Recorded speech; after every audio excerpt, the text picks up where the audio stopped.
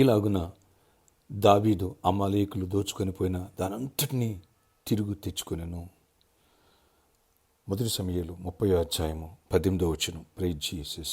ఈరోజు June 26 Thursday. Good morning. పరలోక నిజ సంఘ బిడ్డలందరికీ, ఆత్మీయులకు, దైవజనులకు, ఇతర రాష్ట్ర దేశాల మన పిల్లలందరికీ ఈ ఉదయకాలం మన ప్రార్థన దీవెనకరంగా, ఆశీర్వాదకరంగా మార్చబడునుగాక. ఆమేన్. ఫ్రెండ్స్, అమాలేకులు దావీదు కలిగిన వారందరిది సొత్తంతా దోసుకెళ్ళిపోయారు. భార్య అని పిల్లలను కూడా ఎత్తుకెళ్ళిపోయారు. ఈ విషయంలో దావీదు ఫిలిష్తీయులతో కలిసి యుద్ధానికి వెళ్ళినవాడు వెనక్కి వచ్చేసరికి ఇది తెలిసిన తర్వాత వాళ్ళంతా కృంగిపోయారు, బాధపడి ఏడుస్తూ ఉన్నారు. దావీదు దేవుడిని అడిగాడు, దేవా వాళ్ళని తరిగి పట్టుకుని నాకు అప్పగిస్తావా, నాకు తిరిగిస్తావా అంటే దేవుడు అన్నాడు, ఎల్లు, నేను తోడై ఉంటాను, జయిస్తావు, తిరిగి తెచ్చుకుంటావు అన్నాడు దేవుడు. అంతే, దావీదు వెళ్ళాడు.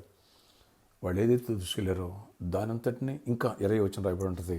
ఇంకా అమాలేకులు పశువుల్ని, గొర్రెల్ని మొత్తం ఎత్తుకొచ్చేసాడు దావీదు. అంటే ఒక వంతు పోగొట్టుకుంటే 10 వంతులు పట్టుకొచ్చేసాడు.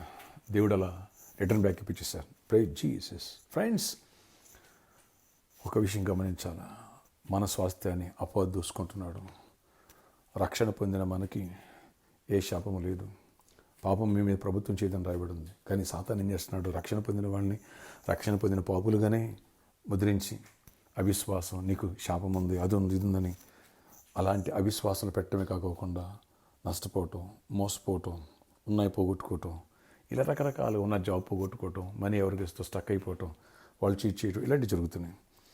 మనసొస్తు ఓకే వేరేవాడు దోసుకుంటున్నాడు. ఒక యాంగిల్లో ఆత్మీయ అర్థం చెప్పాలంటే సైతాను గాడు మనం పొందాల్సిన దీవెనల్ని వాడు దూషిస్తున్నాడు. ఇప్పుడు మనం ఏం చేయాలా, ఆ బలవంతుడైన వాడిని బంధించి సైతాను గాడిని మొత్తం అంతా దూషించుకోవాలి. దావీదు 1కి 10 నెలలు చేసుకున్నాడు.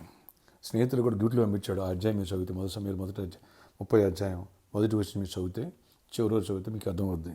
కనుక అలాగూ దేవుడు ఈరోజు రిటర్న్ బ్యాక్, దేవుడిని కృపనిచ్చునుగాక, పోగొట్టున్న వాటిని తిరిగిచ్చునుగాక, అంతకంటే రెట్టింపించునుగాక, దేవుడు గొప్ప కార్యాలు చేయనుగాక. జాబ్ పోయిందా, అంతకంటే అద్భుతమైన జాబ్ దేవుడు, ఐ ప్యాకేజ్ దేవుడు ఇచ్చునుగాక. బిజినెస్ లాస్ అయ్యావా, అంతకంటే ఎక్కువ అధికంగా దేవుడు నీకు ఇచ్చునుగాక. ఎవరు నష్టపోయావా, అంతకంటే అధికంగా దేవుడు నీకు దయచేయనుగాక. ఆత్మీయత పడిపోయావా, తిరిగి తప్పైన కుమారుడు లేవనెత్తినట్టుగా నిన్ను లేవనెత్తి, దావీదు లేవనెత్తి నిన్ను బలపరిచి గొప్ప కార్యాలు చేయనుగాక. ఏది లాస్ అయినా దానికి 10 అంతలుగా దేవుడు తిరిగి చేసి కృపనిచ్చునుగాక. దావీదుకి అలా ఇచ్చాడు, మనకి ఇస్తాడని నమ్మకంతో విశ్వాసం అడుగులు వేయి. ఒకవేళ ఆరోగ్యం కోల్పోయావా, మంచి ఆరోగ్యం దేవుడు నీకు ఇచ్చునుగాక. అద్భుతంగా నిన్ను స్వస్థపరిచి ఆయన దూతను పంపించి నిన్ను తాకునుగాక.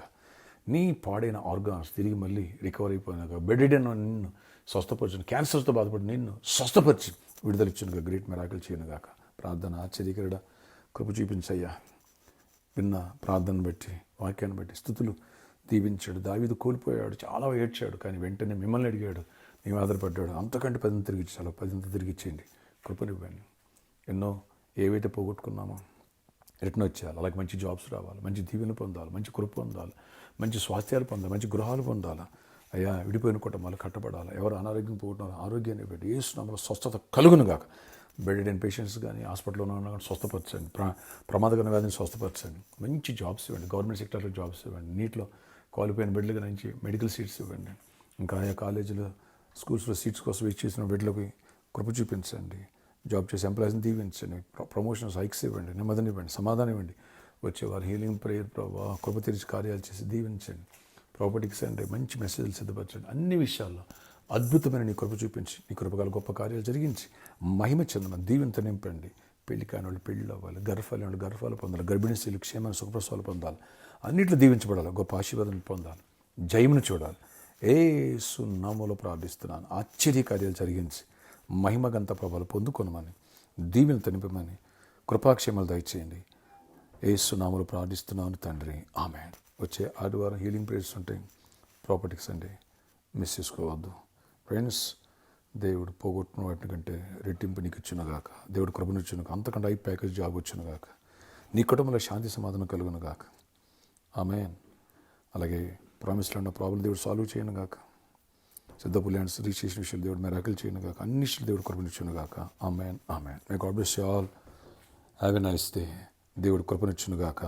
ఆమేన్, ఆమేన్.